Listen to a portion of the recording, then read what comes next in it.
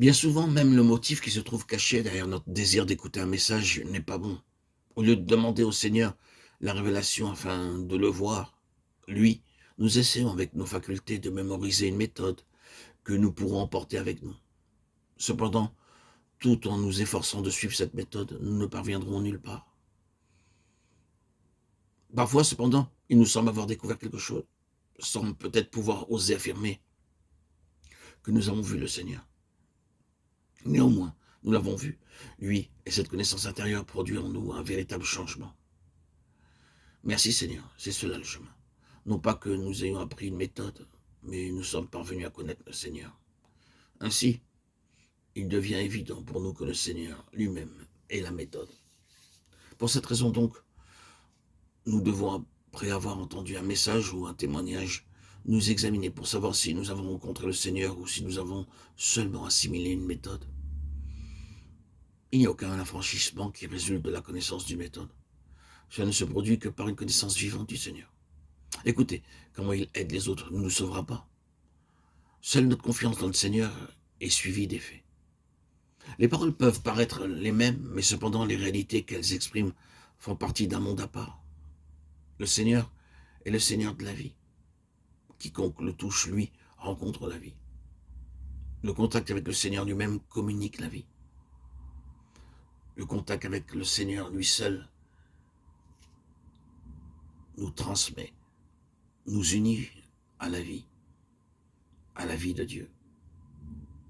Le Seigneur ne se présente pas seulement comme étant le chemin.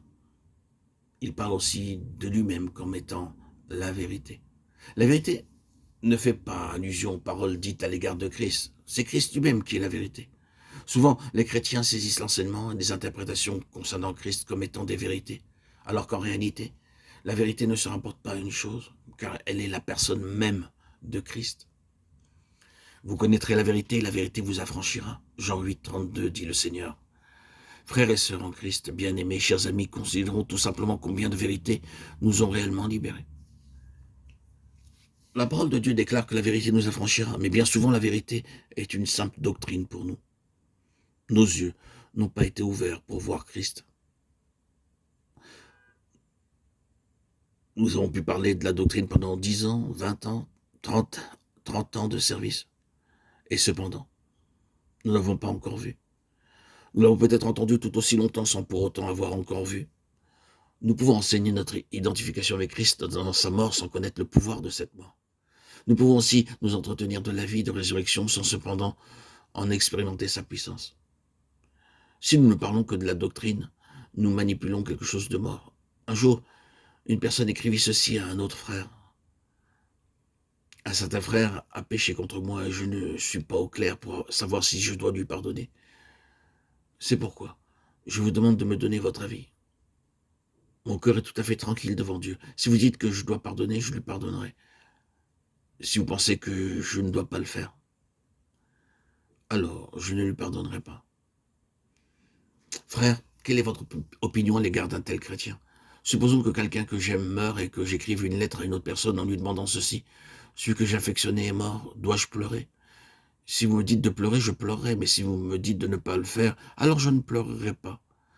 Vous seriez certainement très surpris en recevant une telle demande, car elle est absurde. Si quelqu'un peut pleurer ou ne peut pas pleurer parce qu'on le lui dit, ni ses pleurs ni l'absence de pleurs ne sont vrais. Les deux attitudes sont fausses et sont donc des œuvres mortes, dépourvues de la vie. Ou vous pardonnez à votre frère, ou bien vous ne lui pardonnez pas. Tout ce que vous faites sur la base d'une doctrine sans vie n'est que prétention.